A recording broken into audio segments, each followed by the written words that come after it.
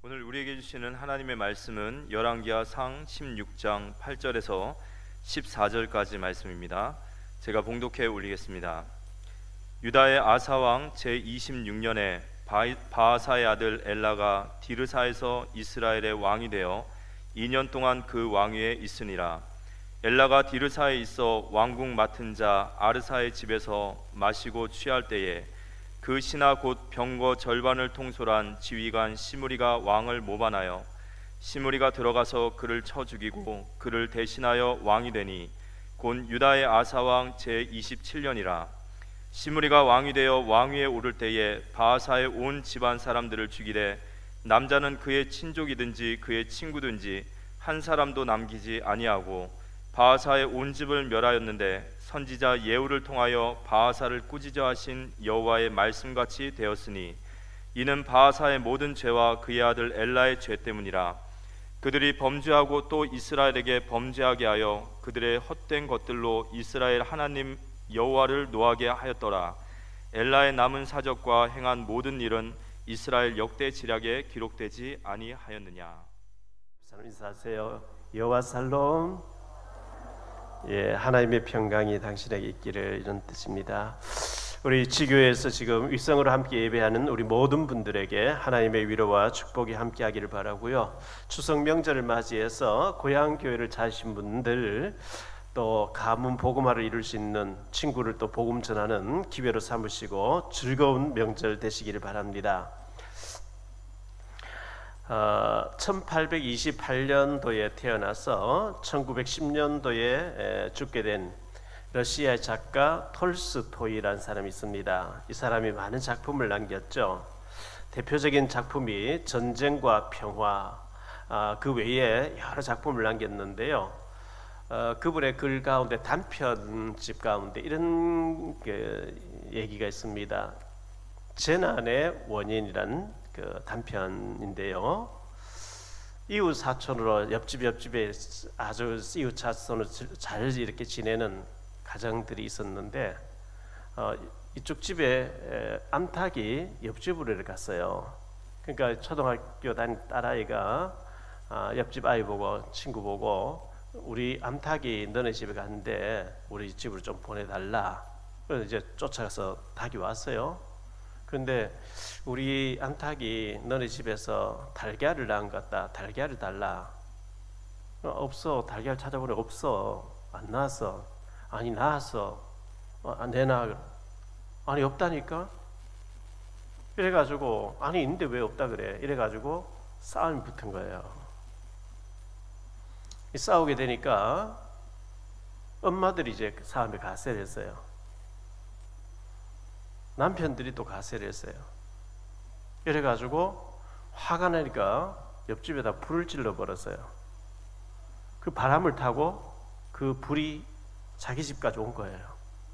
불이 다 타버렸어요. 불 다 타고 난 뒤에 우리가 왜 싸웠지 하니까 계란 하나 때문에 싸운 거예요. 참 어리석죠. 이게 인간이에요. 톨스토이의 재난의 원인이라는 작품에 나오는 얘기죠. 모든 큰 문제를 파고 들어가 보면 작은 거, 그 계란 하나 안 먹어도 되고, 또 있으면 주면 되는데 없으니까 없다고 하는데 자꾸 내놔라, 있다고 내놔라 하니까 이제 싸움 붙은 거예요. 추석 명절 이후에 이혼이 그렇게 많이 한대요. 이혼을 명절 세를 갔다가 싸움 붙었다는 얘기죠. 상처받았던 얘기겠죠. 그 올라오면서 고속도로 휴게소 같은데 음식을 그렇게 많이 버린다 그러죠. 그래서 이제 명절에 가지 않으려고 다리가 삐어져서 가짜 의족을 많이 해서 명절 되면은 며느리 되는 사람들이 내가 다쳐서 이렇게 못 간다, 이런 사람도 많이 있다고 하는데 참 안 좋은 일들이죠. 명절에 만나면 힘주고 위로해주고 서로 격려하고 얼마나 고생이 많았냐, 이렇게 막 보고 싶어져야 되고 가족이 막 만나지고 싶어야 되는데 가족 생각하고 막 만나면 너무너무 힘들고 상처받고 이혼하게 되고 싸우게 되고 이런 거 굉장히 안 좋은, 그 모든 것 배후에는 사탄이 그렇게 하는 거거든요. 마태복음 12장 25절에 보니까 예수께서 그들의 생각을 아시고 이르시되 스스로 분쟁하는 나라마다 황폐하여질 것이요 스스로 분쟁하는 동네나 집마다 서지 못하리라.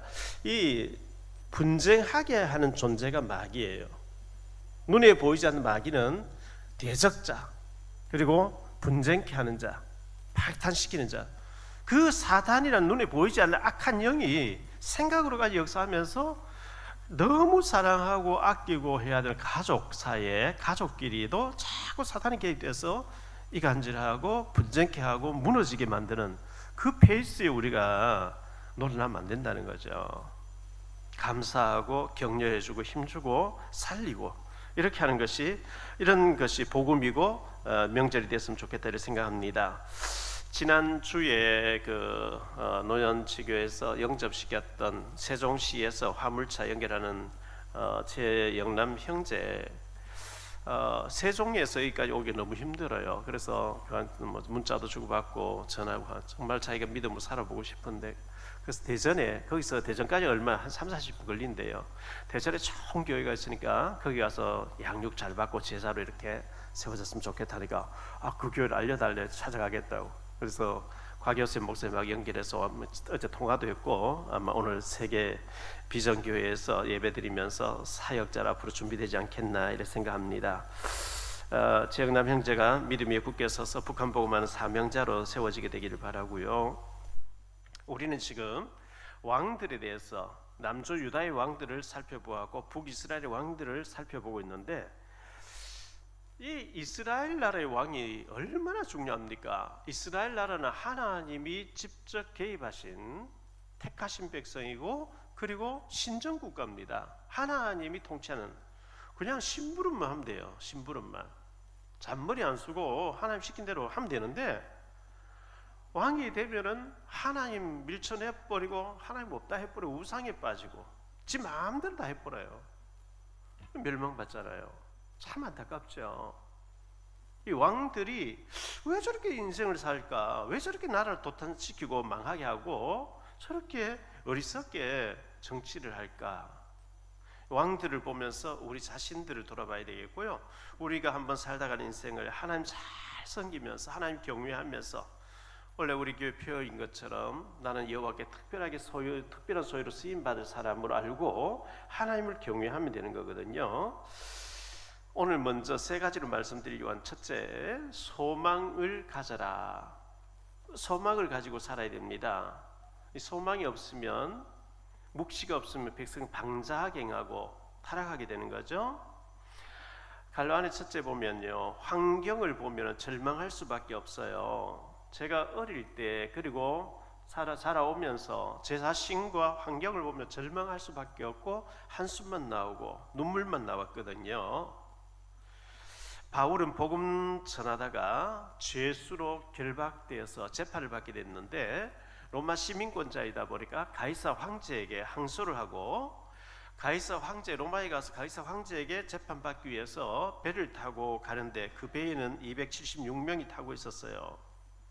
바울 사도가 지금은 가면 안 된다, 풍랑만 난다, 겨울 지나고 가야 된다 하는데, 선장과 선주의 말을 백부장 인솔자가 더 듣고 괜찮다니까 가는데, 얼마 못 가서 큰 유라굴로라는 풍랑을 만나게 되죠.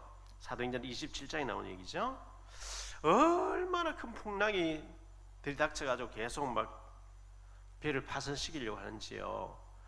14일 동안 14일 동안 해와 달을 별을 보지 못하면서 파도와 싸우고 지칠 대로 지쳐있는 상황이 기록되고 있거든요. 사도행전 27장 20절에 보니까요, 여러 날 동안 해도 별도 보이지 아니하고 큰 풍랑이 그대로 있음에 구원의 여망마저 없어졌더라. 뭐 구원 조금만 견디면 되겠구나, 뭐가 보여야 되는데, 파도가 막 얼마나 거세게 일어나고 막 폭풍이 몰아치는지 구원의 여망이 전혀 보이지 않는 거예요. 사람이 이제 안 되겠구나 하고 손을 놔버리면, 희망을 놓아버리면, 맥이 풀리면 죽잖아요. 그런 절망 가운데 있을 때, 근데 바울 사도를 알고 있어요. 네가 가이사 앞에 써야 된다. 로마에서도 증거해야 된다. 하나님의 미리 받아놓은 음성을 알고 있기 때문에 절대 본인이 죽으면 안 된다는 걸 알고 있어요. 안 죽어져요. 그럼 왜 그러면 하나님이 바울이 타고 가는 배를 그렇게 풍랑을 만나가지고 10날 동안 고통을 당하고 고생하겠냐? 그 타고 있는 276명, 그래도요 외국으로 무역하러 다니고 하는 사람들은 무식한 사람 못 하거든요. 가난한 사람 못 해요. 벌써 2000년 전에 외항선을 타고 외국에 무역하러 다니고 로마로 다니는 사람들은 뛰어난 사람들이, 그때는 뭐 비행기, 자동차 이런 게 없으니까 배로 이제 움직인단 말이죠. 그 교만한 사람들, 잘난 사람들, 그 풍랑이 아니면 절대로 바울에게 귀를 기울이죠. 바울은 지금요 쇠고랑 착고를 차고 결박된 죄수의 신부로 끌려가기 때문에 바울 말 안 들어요. 그 풍랑을 통해서 여망이 다 끊어지고 소망이 없는 가운데 바울이 말해야 그들이 복음을 받기 시작하니까요. 하나님이 바울에게는 좀 미안하지만 고통스럽지만 그 풍랑을 겪게 하신 거거든요. 사도행전 27장 23절 24절에 보니까요, 내가 속한 바 곧 내가 섬기는 하나님의 사자가 어젯밤에 내 곁에 서서 말하되 바울아 두려워하지 말라. 네가 가이사 앞에 서야 하겠고 또 하나님께서 너와 함께 항해하는 자를 다 내게 주셨다 하셨으니, 이 276명의 그 영혼들을 바울 손에 맡기는 과정이 그냥 맡기면 절대 안 들어요. 풍랑을 겪고 난 뒤에 다 절망하고 있는데 바울은 절대로 이 배는 뒤집어질 수 없다. 하나님께서 나와 함께 하신다. 이제 그 말 듣게 하기 위해서 그렇게 풍랑을 겪게 하신 겁니다. 사도행전 12장 1절로 23절에 보면요, 베드로가 감옥에 갇혔잖아요. 야고보는 이미 헤롯에 죽었고요. 잡혀서 감옥 깊은 옥에 가뒀는데 6월절이라고 하는 명절이라고 왔어요. 6월절 명절 기간 동안 못 죽이게 돼 있어요. 일주일 지나고 난 뒤에 명절 끝나면 죽인다, 이렇게 사형이 결판다 내려져 있어요. 혹시나 베드로가 도망칠까봐 양 옆에 군인 두 사람, 건장한 군인 두 사람을 옆에 쇠고랑을 같이 묶어놨어요. 도망 못 가게. 그러고 밖에서 4명씩 4군데에서 지키고 있어요. 뭐 거기서 빠져나온다 불가능한 일이죠. 환경을 보면 절망할 수밖에, 죽음, 피할 수 없는 죽음이구나. 그런데 마가다락방에 밤새도록 기도해요. 하나님 베드로 목사님 살려주세요. 베드로 목사님. 이제 6월절 일주일 지나고 난 뒤에 내일 아침 되면 죽어야 되는 시간표가 다가왔는데, 그날 밤에, 깊은 밤에 베드로가 자고 있는데 천사가 나타나서 옆구리를 치면서 일어나라, 겉옷을 들고 입고 따라와라. 다 잠들게 해놓고 하나님 베드로를 깨워서 건져내버린 거 있죠. 그래놓고 문이 또 잠겨져 있어요. 그 다음날 아침에 베드로를 잡아내라 하는데 보니까 문은 든든하게 다 잠겨 있는데 베드로가 없는 거예요. 그 헤롯이 막 그 감옥에 있는 사람 다 죽이라 이래 나오죠.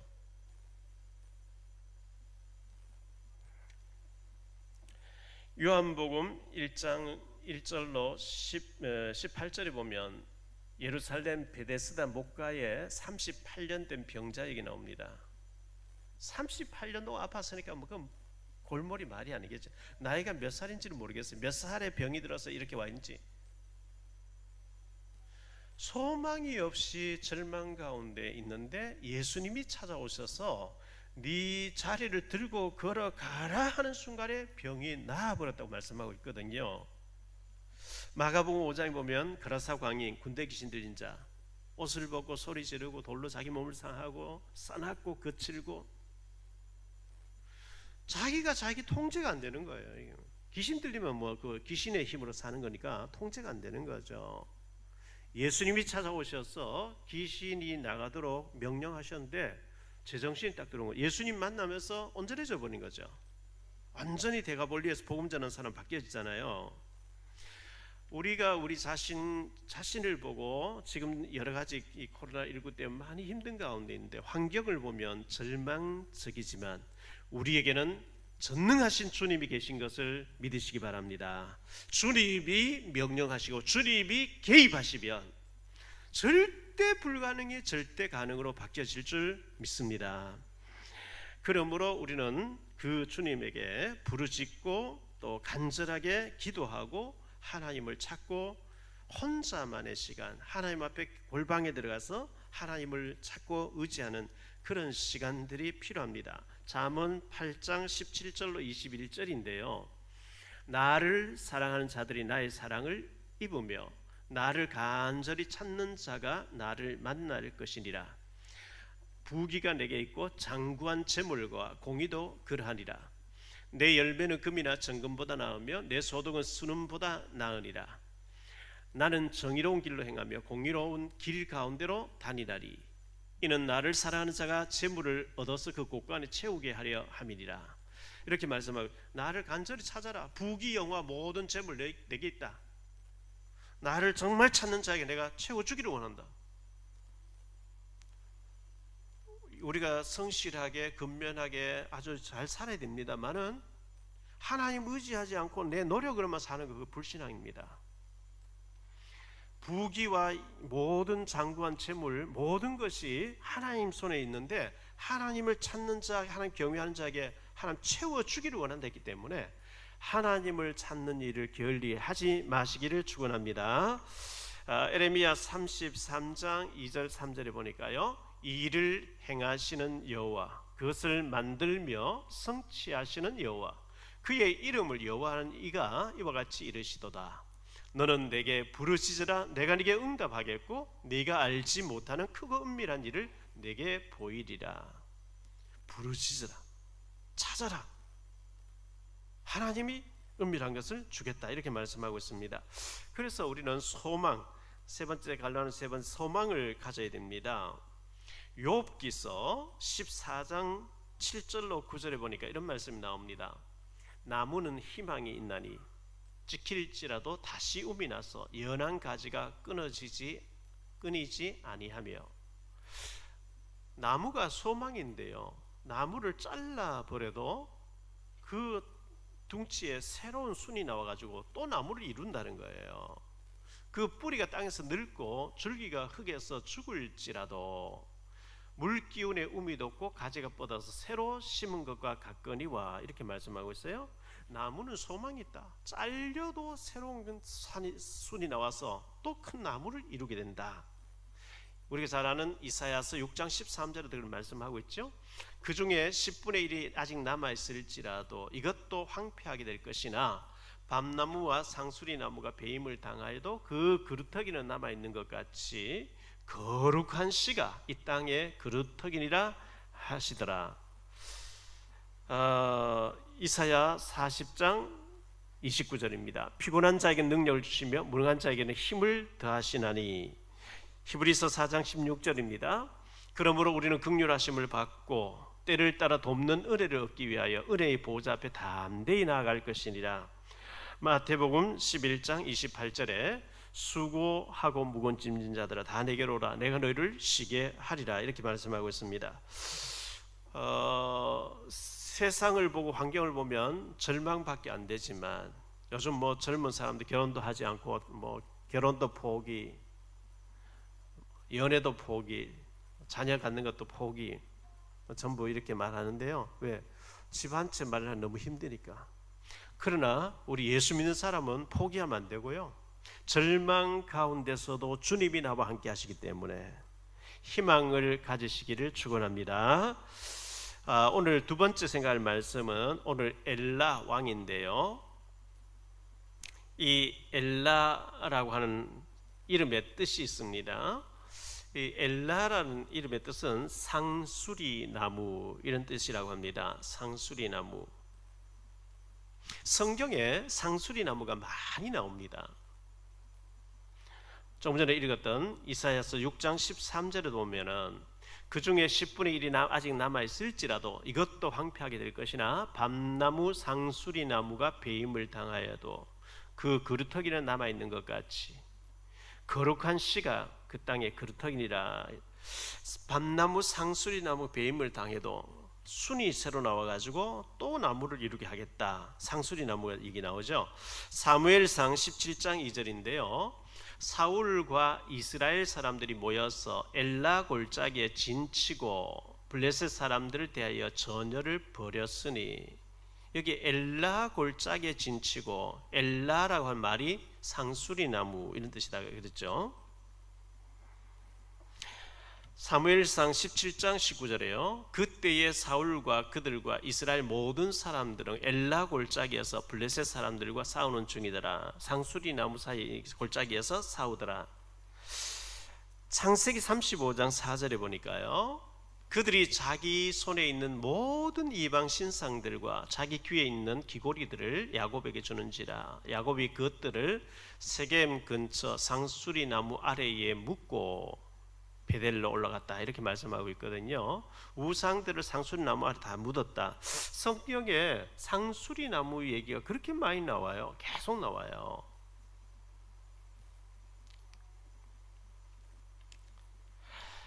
바사, 지난주에 생각했던 바사가요,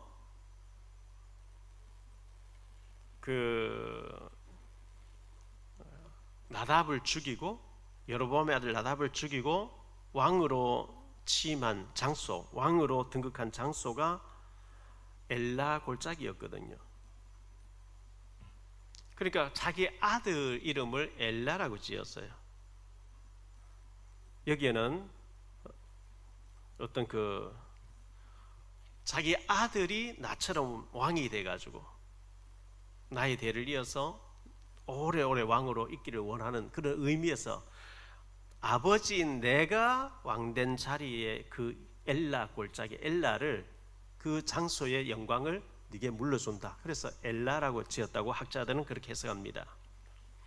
이 엘라의 집권 기간입니다. 통치한 기간 주전 886년으로 885년 2년간 집권했다고 성경 기록된 학자들은 만 1년이다 이렇게 해석을 합니다. 아마 엘라가 왕이 될 때 나의 아버지 바하사처럼 내가 24년 정도는 통치해야지, 뭐 그런 소망을 가지고 있었지 않겠습니까? 그런데 하나님이 1년 만에 죽게 만들어 버려요. 생명은 내 마음대로 되는 게 아니죠. 하나님 손에 달려 있으니까요. 2년, 만 1년 다스리고, 그리고 시므리에게 죽습니다. 차라리 왕이 되지 않았으면 오래 살았을 거예요. 왕의 아들이 아니었으면 오래 살았을 거예요.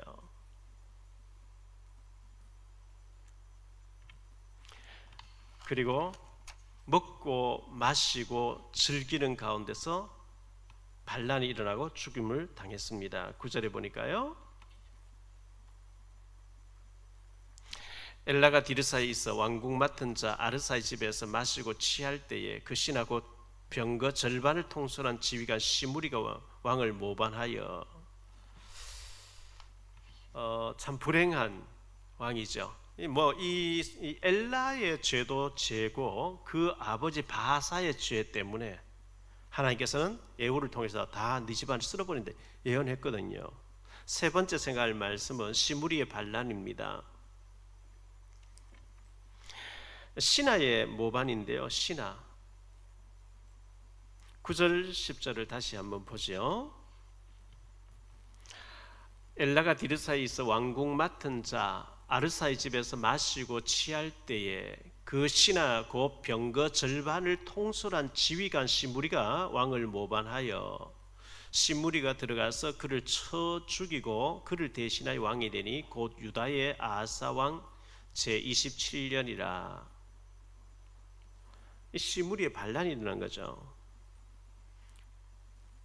왕국 맡은 신하의 집에서 먹고 마시고 취하고 있을 때에 병거 절반을 통솔하는 시므리가 들어와서 쳐 죽였다. 안가에서, 가장 안전한 안가에서 가장 신이 많은 신하에게 죽음당하는 고 박정희 전 대통령도 안가에서 먹고 마시고 취할 때에 가장 채찍거린 정보부장에 의해서 죽었잖아요. 너무 닮았어요.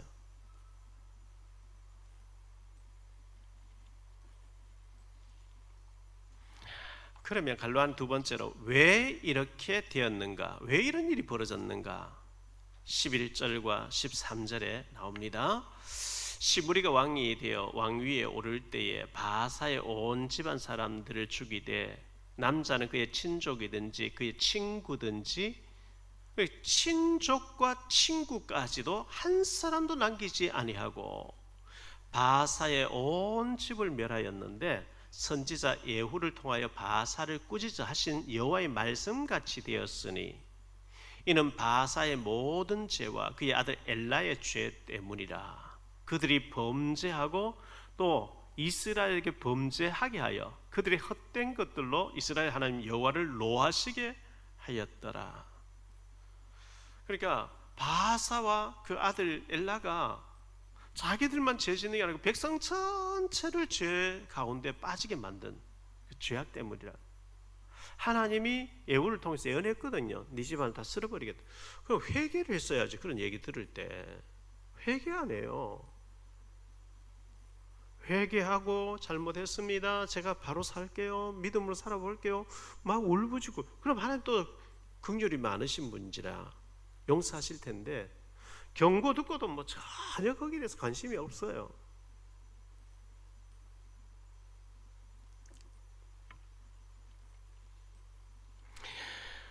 열왕기상 16장 1절 2절인데요. 여호와의 말씀이 하나니의 아들 예후에게 임하여 바사를 꾸짖어 이르시되 내가 너를 티끌에서 들어 내 백성 이스라엘 위에 주권자가 되게 하였거늘 네가 여로보암의 길로 행하며 내 백성 이스라엘에게 범죄하게 하여 그들의 죄로 나를 노엽게 하였은즉 내가 너를 노엽게 하였은즉 내가 너희 집안 다 쓸어버리겠다 이렇게 말씀했거든요. 그러면 회개하고 하나님 잘못했습니다. 믿음으로 살게요. 기회를 주십시오. 이렇게 나왔어야 되는데 전혀 거기에 대해서 반응을 안 보여요. 그래서 이 시므리를 통해서 완전 반란이 일어나게 했는데 망했어요. 친족과 친구까지 다 죽였다 이렇게 나오거든요. 회개하면 사는데 회개하지 아니하면 이렇게 범죄한 결과로 멸망을 받게 되는 것을 보여줍니다.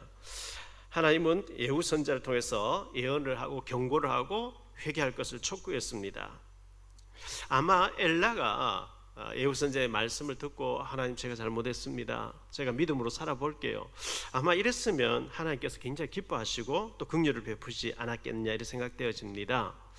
우리가 이스라엘 나라 왕들을 쭉 보는데 참 어리석게 우상 만들고 우상 앞에 절하고 하나님 의지하지 않고 하나님 말씀을 경고하면 오히려 박해하고 그래서 다 왕들이 망하는 것을 쭉 보고 있습니다. 결론적으로 말씀을 맺습니다.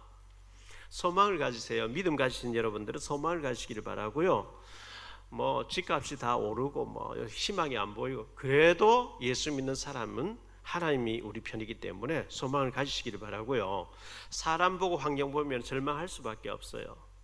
저도 사람 보고 환경 보고 절망할 수밖에 없어요.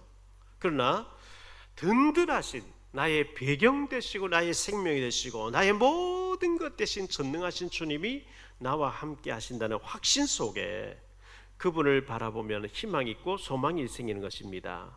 절대 주변 환경 보고 낙심하지 마시고 하나님은 광야에도 길을 여시고 사막에도 강을 여신 하나님, 죽은 자도 살리시고 무능한 자에게 능력을 주신 하나님 나에게 역사하실 줄 믿습니다. 희망을 가지셔야 됩니다. 결론의 두 번째로 엘라의 비극을 보면서요, 은혜 받지 않고 은혜 모르는 자가, 예배 모르는 자가, 기도의 비밀 모르는 자가, 영적인 비밀 모르는 자가 왕이 되어지면 그게 비극이라는 것을 보여주죠. 지금 우리나라 대통령 후보 되겠다고 여당이든 야당이든 난립니다. 복음 모르면 되어져도 또 문제가 오죠. 정말 하나님을 두려워하는 자가, 역사 앞에, 민족 앞에 바로 서는 역사의식이 있는 사람이 지도자가 되도록 우리 기도해야 되겠습니다. 왕들을 보면서 이렇게 좋은 환경에서 하나님이 티끌 가운데서 왕으로 주권자로 삼아주셨고 하나님이 함께 하겠다. 조금 주님 의지하고 주님 앞에 기도하고 믿음으로 살려고 하면 그냥 축복을 막 쏟아부을 텐데요. 왕이 되고 난 뒤에는 머리 쓰죠. 금송아지 갖다 놓고 이게 애굽에서 인도한 하나님이다. 여기 저래라. 예루살렘 가지 마라. 뭐 전부 그게 인본주의 염려에서 나온 얘기들이거든요. 그래서 세 번째로 우리는 먼저 영적인 은혜를 입어야 됩니다. 영적인 힘을 얻으셔야 됩니다. 영혼이 잘 되면 범사가 잘 되고 강건하게 된다고 성경은 말씀하고 있거든요. 그래서 육신도 잘 돼야 됩니다. 그러나 먼저 성경은 영적으로 먼저 잘 되서라. 우리가 하나님 은혜 아니면 못 살잖아요. 여러분 구원받은 게 맞으면 하나님 은혜로 살아야 되거든요. 구원받은 사람이 기도하지 않고 영적인 힘을 못 얻고 내 머리 쓰면서 육신적으로 살면 많은 문제가 오기 시작합니다. 구원받은 저와 여러분은 은혜 받고 기도하고 기다리고 있으면 하나님이 해 가시는 쪽으로 따라가면 돼요. 하나님 분명 우리와 함께 하시면서 우리를 천국 가는 날까지 인도하신다. 시편 48편 14절에 인도하신다 그랬거든요. 실패한 왕들의 역사, 어떤 사람은 1년 정도 다스리다가 반란이 일어나서 죽고요. 이 시므리가 일어나서 지금 현재 엘라를 죽여버렸는데 시므리 다음 시간에 제가 시므리는 일주일 만에 또 죽습니다. 참 비극이죠. 내가 죽였더니 다른 사람이 너를 또 죽여버리는 거지. 하나님 없이 잔머리 쓴 사람은 결국 이래 된다는 것을 보여주는 거거든요.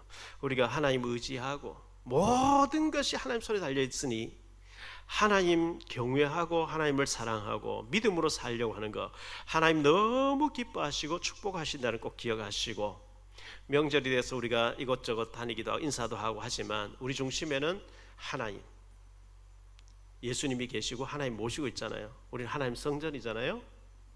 자료를 전달하기도 하고 복음 얘기 한마디 할 게 있으면 복음 얘기하고 전도자의 삶을 사심으로 하나님 앞에 큰 축복받는 저와 여러분 되시기를 주 예수 그리스도 이름으로 축원합니다.